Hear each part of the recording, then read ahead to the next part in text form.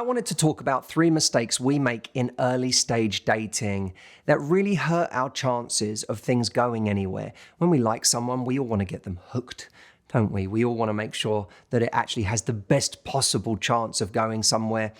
Well, there are 3 things we do that jeopardize that I wanted to highlight in this video. And I want to start by just making a distinction between love and desire, connection and attraction. Love isn't the same as desire. What gets someone to have feelings of love for us is not the same as what makes someone want to take us home, what makes someone turned on by us.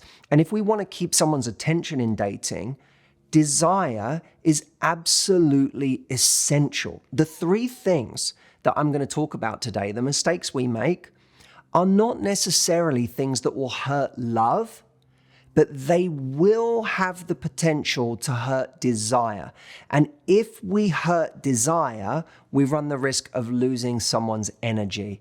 And when we feel like, it fizzled out with someone, why did they lose steam? It's not because of a lack of love, it's because of a lack of desire. And by the way, what gets people to the point of love?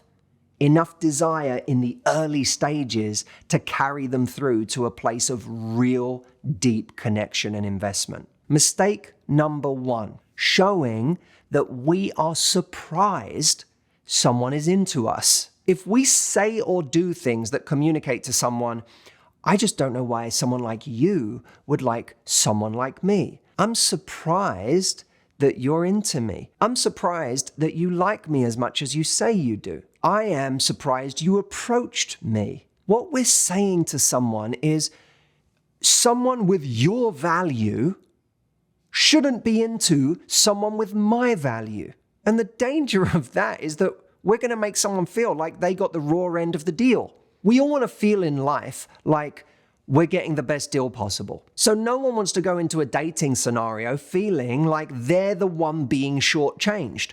But when we say to someone, I'm surprised that you're into me, it's another way of saying to someone, you're the one getting shortchanged in this situation because I'm of lower value and you're of higher value. If we do that, we run the risk of killing desire before we've even started. Mistake number 2, telling someone you're afraid that they're going to hurt you. If we continuously show, I'm afraid that you're going to change your mind about me. I'm afraid that you're going to leave me. I'm afraid that you're going to cheat on me. I'm worried you're just stringing me along. We are playing a kind of victim in this scenario. We're not saying that we have equal opportunity to hurt each other, that we're both in a situation. Dating is to be in a situation where you can be hurt. There's no getting around that. If you go on a date with someone and they don't call you, we can feel that as a rejection. That's vulnerability. You can't be in dating without making yourself vulnerable. But that's also true of the other person. So if we're acting like we're the only one who's in danger, it's a way of communicating that you have all the power and I have none. And you must have all the power because you're the one with all the cards. You're the one who is more valuable in the situation. I'm the one who has to be afraid that they're going to get hurt. We're literally telling someone that they're more valuable than us. We're also making them feel a level of safety that breeds a kind of boredom. We're saying to someone, hey, the dance you thought you were in, where we're dancing together and we're kind of feeling each other out and seeing where it goes and who knows, but let's keep going. That dance is over. You're in control. I'm the one who's scared. I'm the one who could get hurt here. You're totally safe. There's nothing more for you to think about. Mistake number 3, talking about parts of yourself you don't like. This could be as simple as talking about how you really don't like your body. Now, when we do this, the first thing we're doing is obviously drawing someone's attention to the very thing that we don't like. Now, you might say, but that's just honest. I don't like it, and that's just part of my vulnerability is saying that I don't like it.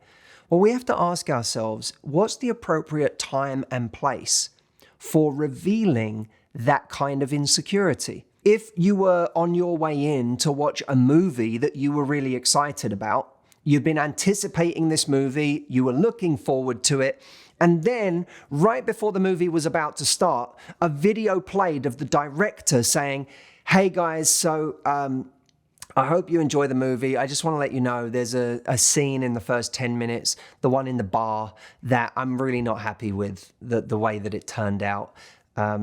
Enjoy the movie. I'm just sorry about that scene.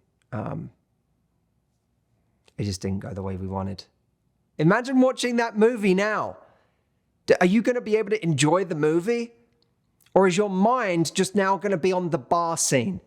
I mean, what's this bar scene? Let me see. Let me see if it's as bad as the director says it is. Oh, I guess I see what he means. That wasn't a great scene. I guess I can see why he didn't like it. You're literally looking for reasons not to like that thing. And by the way, even if that wasn't the best scene in the movie, your whole attention is drawn to that scene and not the rest of the movie that might be awesome and might make that scene completely irrelevant in the context of the whole thing. You don't get a chance, in other words, to now leave and just love that movie. If someone says to you that they don't like their nose, then they're giving you their interpretation of their nose.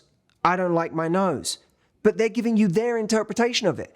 You should be allowed to have your own interpretation of that thing. Now, part of this we know comes from a kind of insecurity that if I'm worried about something, if I'm worried you're not going to like something, let me knock it before you do. Let me at least show you that I'm aware of this thing that isn't great. That way, I don't seem like a fool. I am acknowledging that this thing isn't great. And now I'm disarming you. I'm 8 miling myself. You know that scene in 8 Mile where Eminem... He bashes himself, right? He gets up and he bashes himself. He knocks himself in all of these ways. And now he's like, now what do you have to say? I'm a piece of white trash. I say it proudly. And this battle. I don't want to win. I'm outie. Here, tell these people something they don't know about me. But dating isn't a rap battle, friends. It's not, let me just knock myself down in all of the ways that you could knock me down. Now what negative shit are you going to say about me? The goal is not to rid them of any negative things to say because you already said them. The goal, hopefully, is that someone comes along and is able to not only see the parts of you that you think are wonderful, but maybe, God forbid, is able to see the parts of you that you don't think are wonderful as wonderful. Now, by the way, am I saying that you can never say anything insecure, that you can never point out something that makes you self-conscious? Of course not. There are always going to be times in dating and relationships where a moment of being self-conscious is a moment of humanity, is a moment of beautiful vulnerability that connects us to another person. But if we bombard people with the things about ourselves that we don't like, if we continuously tell someone, I really don't like how I look today, I don't feel good in myself today, if we keep saying that, then we're brainwashing someone to think a certain way about us, to view us through a certain lens. And don't think that that brainwashing will never get through. At best, they'll still think that you look amazing, but will start to see that you don't think you're amazing, and therefore that will have an impact on the way they see you. Because ultimately, long term, who wants to be with someone who doesn't see any value in themselves? But the worst case scenario is that something they actually liked, they start to question whether they should like it. Because some of those things you say about it being hideous actually get through. Now, I know that we all in our dating lives want to be accepted for who we are. We all want someone to come along and for us to not have to play a game to get them, not have to pretend we're more confident than we are, but instead to just be who we are and have someone accept us. But I remind everyone again, someone accepting us isn't the same as someone desiring us. Someone may accept you. They may think you're wonderful. That's not the same as desiring. People aren't so powerful that the mechanisms, the kind of economics of value that happen to all of us reflexively are things they can just control.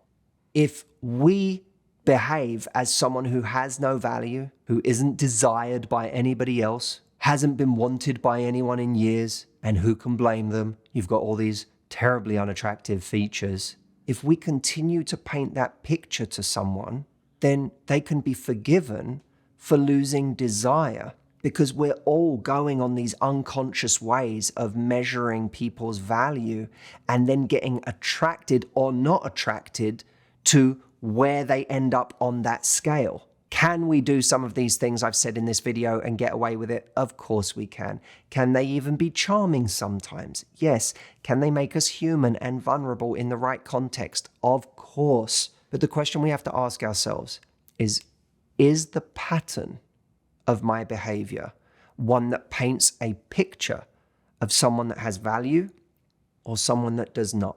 And if the answer is the latter, we have to start redressing these things that we do to sabotage ourselves with the people we like. Now, if you want to work on the kind of confidence that will underpin the value that I'm talking about for you in dating, I've developed a 5.5-day process that I started over 10 years ago in my live retreat. We couldn't do it for 2.5 years because of the pandemic, but our first in-person retreat back is happening on the 30th of May until the 5th of June. I don't have any more of these events this year. We haven't even decided whether we're going to do it again next year, but there is one right now for anyone who wants to be coached by me, for anyone who's like, Matt, I want to work with you one-to-one, I want to improve my confidence or create the life I want with you, not just in dating, but in every area of my life. This is a must event for you. I'm going to leave a link here so that you can find out all about it. It's mhretreat.com. And I really hope that you and I get to transform your life together on the beach, no less, in Florida at the end of May.